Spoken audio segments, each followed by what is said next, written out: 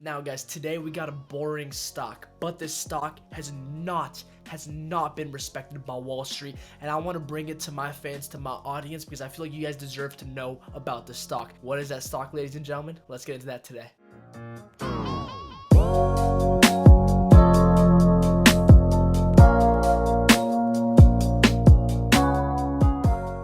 Welcome to Let's Become Billionaires, guys. I'm your host, BK, and today we're going to be talking about Target stock, ticker symbol TGT. Now, before you guys leave this video and go, oh my god, this guy picked the most boring stock in the history of stocks, I get it. Target's not an interesting stock, but I guarantee you by the end of this video, I can probably get you convinced that Target is a stock that is disrespected and definitely toggled down way too much considering how much potential it has. And so hopefully that's what I'm going to do in this video, but let me give you the format and how I'm going to try to prove to you that this stock is really good. The first part of this video, we're going to go over financials, right? We're going to go over their dividend, we're going to go over some basic financials to show you what position the company's in. Number two, we're going to talk about why they're in one of the best positions in retail compared to Walmart and compared to Amazon.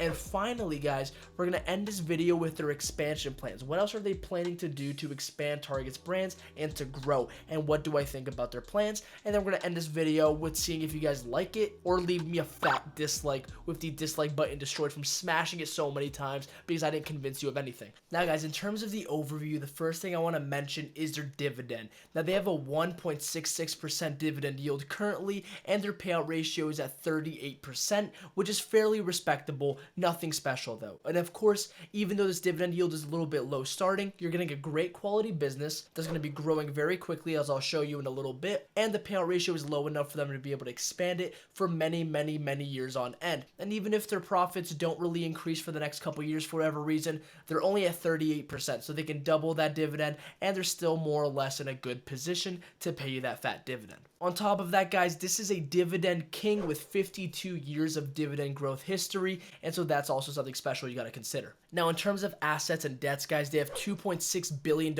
in cash, which is decent considering it's a little bit more than half a year's worth of profits, and they have $14 billion in debt. Now, their debt is a little bit high, but again, guys, Target throughout this Rona situation has shown that it can put up through tough economic times. So I'm not really worried too much about this debt because they do have a decent amount of cash for almost a year worth of earnings, and they're also not a business that's going to just go down in revenues to zero anytime soon. So I'm okay with it, even though it is a little bit of a risk. Also, guys, another very important thing, if we look at the trailing 12 months and we look at the total revenues from then, and we compare that to 2017, guys, what we see is that they've actually increased their revenues by 21%, even though this is a very mature company. It's very important to me to make sure that a company that I'm going to invest in has some growth and a signs of expansion, because we're going to be talking about some future expansion plans they have later on in this video as well, and we want to talk about how they're getting this revenue growth and if it's sustainable or not. Alright, guys, so now we're on part 2 of this video, Catalyst 1.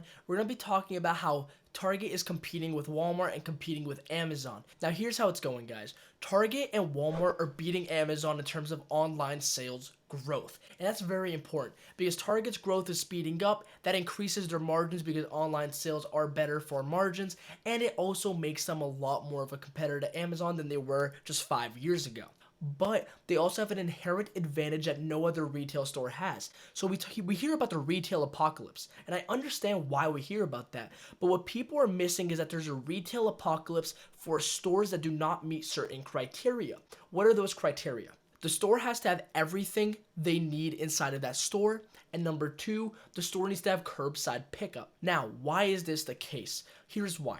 Let's say you want to buy a stool, you want to buy some shoes, you want to buy some apparel, and you want to buy some electronics and groceries at Target. Target has all 5 of those things, so one employee can go gather up everything, put it in a cart, you pull up, put it in your trunk, you pay for it really quickly in the parking lot somehow, and you drive off. Now, let's say you want to do that with TJX. Do you guys see where I'm going with this? TJX has Sierra. It has HomeSense, Home Goods, TJ Maxx, it has Marshalls. There's all of these different stores that are under the TJX brand. However, they're at different locations, right? Even if they're in the same plaza, they're not all connected. They're in different locations inside that same plaza. And they all specialize. So HomeSense and Home Goods, they have the home products of TJX. Marshalls and TJ Maxx, they have the clothing and apparel side of TJX, right? My point is this. Try to buy all of those items at TJX and do curbside pickup. You can't. Try to do it at Kohl's. You can't. Try to do it at most stores in the mall. You can't. Try to do it at JCPenney, at Macy's. You can't, because they don't have some of the things I just mentioned. The point is, there's some retail stores that don't have everything, and they don't have curbs that you can do a curbside pickup at. And that's why when all these retail stores are dying off, Target is still okay because they can have curbside pickup. And actually, they've seen huge growth in curbside pickup. They've seen huge growth in online sales because, guys, when you have curbside pickup and the convenience of one store having everything, that's the store you go to. Now, guys, I kept saying that that's just one part of the equation. What is the next part? The next thing that Target does really well is that they have hubs in the middle of everywhere that you really need. Targets are in the middle of very busy locations, they're in the middle of cities, and they're in the middle of suburbs, right? There are some in rural areas, but you won't really catch a Target in the middle of nowhere. They're usually in a very strategic location. And so these places can actually serve as hubs to do online deliveries. So somebody can pack a car up with a bunch of shopping items that you might have bought, bring it to your house, then bring some more things to your neighbor's house. So in terms of competing with Amazon, it has the infrastructure to compete with Amazon and Walmart already. And of course, Amazon and Walmart do have the infrastructure too, but not all the other retail stores have it. And that's why I believe Target, Walmart, and Amazon are going to be the last real companies standing in the retail space. Now, guys, let's move on to the expansion part of this video, and I'm going to expand on a point that I already made in this expansion part of the video by saying this, guys. They have an expansion plan to put Targets in very strategic locations. Here are the locations, guys. In the middle of urban cities, dense cities, and also on college campuses. Why is this so important, guys? We have to think pretty logically here. Do we buy everything on Amazon? Even with 1 day shipping, guys, even if it could come in 5 hours, 6 hours, 7 hours, there are some things I don't want to wait on. That's why I would want to go to a small store near me sometimes, because I don't want to wait a couple hours, several hours for, let's say, food or maybe for a shirt or something like that. There's some things I'd rather do in person, and we'll target by going into very dense urban cities and also by going to college campuses. This is a great thing, guys. Target is placing itself near my college campus, and I go to it. I see the excitement to go to Target. It's like an adventure to go to Target. On top of that, though, if we talk about not only college campuses but urban centers, imagine you live in New York City and there's a Target right below you. Are you gonna wait 5-6 hours for that item that you could just get at Target down below you? Again, guys, remember, Target has everything inside their department stores, so you could just walk into a Target and they probably have what you're looking for. And of course, they're not high-end luxury, but if you want something in the lower end or in the mid-range price Target, yeah, they have it. They have everything you need. They have groceries, they have apparel, they have electronics, they have all of that.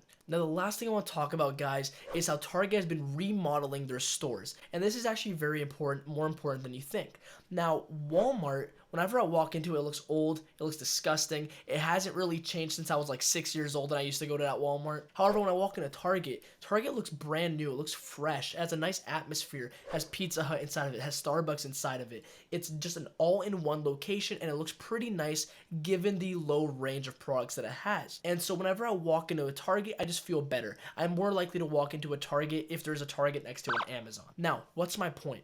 A couple quarters ago, I was looking at the presentations. I was listening to some conference calls by the management team to see what's going on with Target. And they mentioned that stores that were renovated had same-store sales growth of 2 to 4% the very next year and for the next couple years. So it's sustainable growth. And what I've noticed is they've been remodeling a couple hundred stores every single year. And so, guys, the more I think about Target, the more I think, okay, it is a hub. It's already a hub. The infrastructure is there for online sales. It's great for curbside pickup because it's all in one. It's nice and cheap. The stores look really nice compared to Walmart and its competitors. And on top of that, they're also going to be expanding into cities and near college campuses.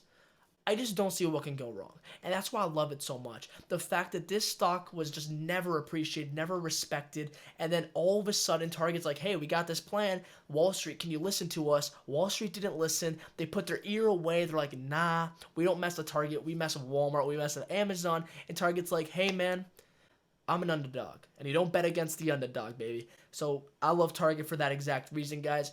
I hope that I've won your vote over. I hope you don't smash that dislike button like I told you might do in the beginning of this video. Hopefully you smash that like button at this point. If you appreciate, guys, I'm in college right now, grinding through 6 classes, trying to do all of this, trying to teach myself another programming language, really, really busy. So if you appreciate my work and you appreciate me researching these stocks for you guys, please smash that subscribe button down below with the notification bell. You have no idea how much I would appreciate it because, guys, every subscriber I get, I appreciate. And some of you guys I'm having conversations with in the comment section. And oh my goodness, guys, it is really fun to know that even at the low number of subscribers I have right now, because I'm starting off, some of you guys have watched a couple of my videos already, and I love talking with you guys. So guys, leave a comment as well. But with that being said, I hope you guys learned a lot today. Bye-bye, folks. Have a good one.